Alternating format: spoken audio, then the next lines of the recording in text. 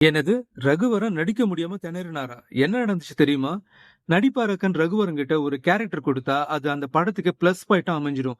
80s டைம்ல Raghuvaran commit ஆன எல்லா படங்களும் பிளாக் பஸ்டர் ஹிட் அடிச்சது ஹிஸ்டரி.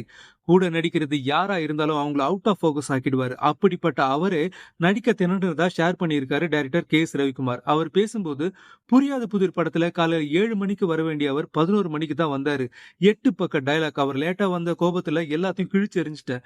இத பார்த்த ரகுவரன் என்கிட்ட, சார் என்ன சார் டயலாக்னு கேட்டாரு. நானும் ஐ நோ அப்படிங்கிற டயலாக டிஃப்ரெண்ட் பாடி லாங்குவேஜ்ல சொல்லணும்னு சொன்னேன். அதுக்கு அவர், அது எப்படி கன்வே ஆகும், எங்க நீங்க பண்ணி காமிங்கன்னு சொன்னாரு. நான் 66 மாடுலேஷன்ல ஐ நோ சொன்னேன். அதுக்கு மேல ஒரு முறை சொல்லணும்னு அவர்கிட்ட சொன்னேன்.